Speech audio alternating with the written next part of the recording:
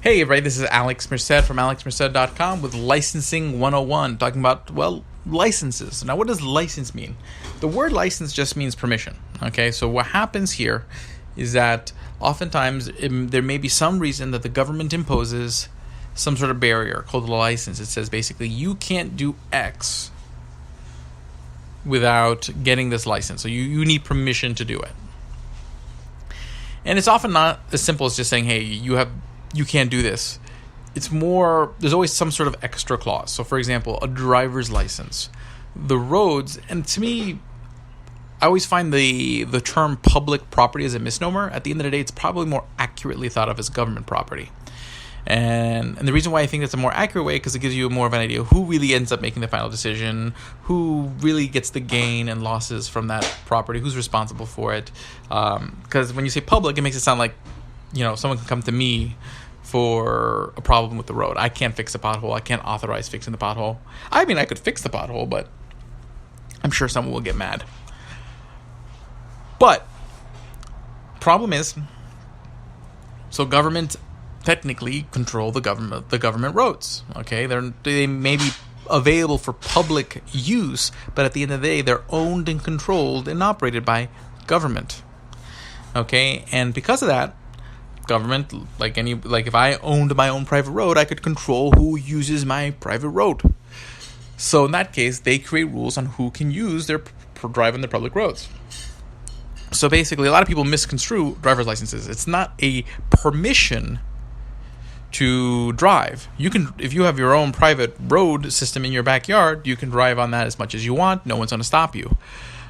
But in order to drive on the public roads or the government-owned roads, you need a license. So that's kind of how they kind of get at you. Usually there's some sort of use of government resources that they then use as a lever to create the restriction. Or sometimes or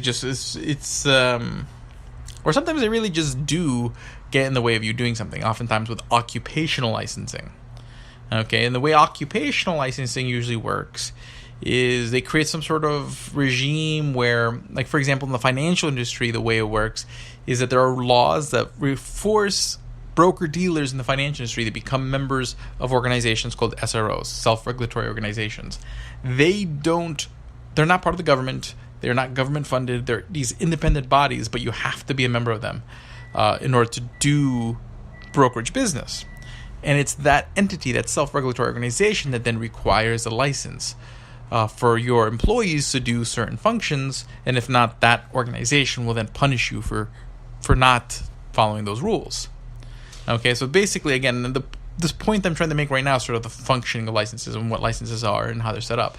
I think that's important because a lot of people misconstrue sort of the legal basis for these being set up, but despite the legal basis, there's the economic issue with it, in the sense that you're creating barriers to taking, generally oftentimes, actions that improve people's lives.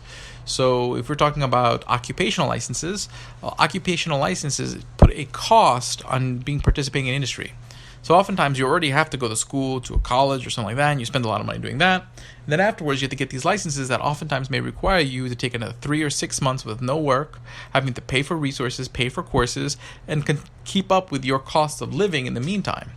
That's not something that the poorest people can survive. So the poorest people don't get the ability to enter those industries because they can't have a license. And as more and more industries require licenses, that kind of labor mobility or immobility becomes greater and greater and greater. And that's kind of the big issue with licensing. I mean, when you need licenses that braid hair, it becomes really excessive. And people always cite some sort of safety. And really what it comes down to is that licenses are used in the same way guilds were used hundreds of years ago, where they would limit the supply of labor for a particular function because it made people who did have the license or who were in the guild get paid more, because you were creating artificial scarcity. So if I'm saying only these people can provide you this service legally, well then you have to pay them what they get paid. Okay, because I'm not going to let you go to anybody else. That's essentially what happens with a license. So it increases the costs of living because you're increasing the cost that people have to pay for things, which means those are resources that don't get used elsewhere. You're reducing immobility of people's labor to find better uses of their labor or find better opportunities. And also just the loss of time. Now, it doesn't mean it doesn't matter the quality of people. Oftentimes, licenses don't measure the quality that somebody knows how to do something. So, for example, a securities license, and I know this personally because I train people for securities licensing, the purpose of the licensing is less to figure out whether you're a good financial professional or not, and more to make sure that you're aware of the rules. So that way, later on, if you break the rules, you don't have a leg to stand on as far as saying, hey, I was ignorant of the rules. And generally, this happens because the rules have gotten so complicated that there are extra steps have to be taken to make sure you understand the rules. So oftentimes when that's an aspect of why you have licensing, probably the rules have gotten too complicated. But far as making sure, but there is a legitimate concern that people want to know that, hey, their doctor is not going to kill them on the table. But a license isn't the only way to make sure that someone's good. Okay, there's lots of ways to certify quality. There's certifications. So, for example, in the financial industry, when you're looking for a really quality financial professional, you're not looking for what licenses they have.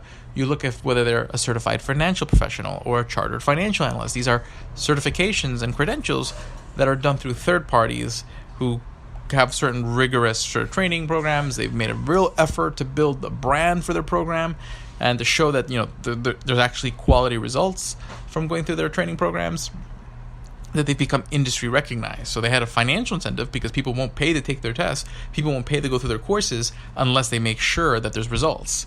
So they have a profit incentive to make sure that their stamp of approval meets quality to keep their reputation up. Okay, so that's one angle. Another angle is insurance. If you're going to buy insurance, and if you're a doctor, you're probably going to need to buy liability insurance. They're going to probably want you to take, depending on what your practice is doing. So if you're a surgeon, probably absent traditional licensing, the insurance company is going to want some sort of assurance that they're not going to be paying for a bunch of malpractice lawsuits because you are not a qualified doctor. So they would have a very huge interest in developing some sort of certification process to make sure that doctors who get malpractice insurance for being a surgeon, go through the proper, credentialing. And that credentialing would probably become something that people will look for. There's also just normal review websites and peer reviews, which at the end of the day is still how most people do things, where they look for people they trust to tell them who do they trust to go to and go to them. Despite all the regulations in the world, people still go with, what did Bob tell me down the street?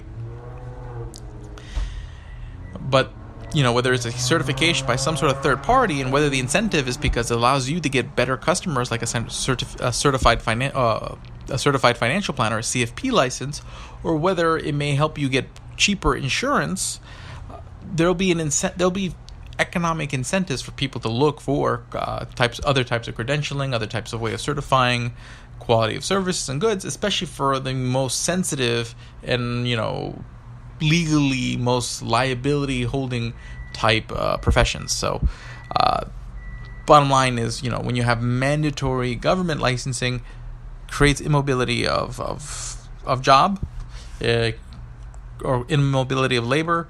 It creates a cost in time and resources.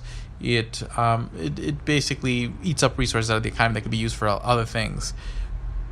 But absent those things, it doesn't necessarily mean that there won't be ways to certify quality, and nor would there be not incentives to do so. So my name is Alex Merced from alexmerced.com. Have a great day and enjoy.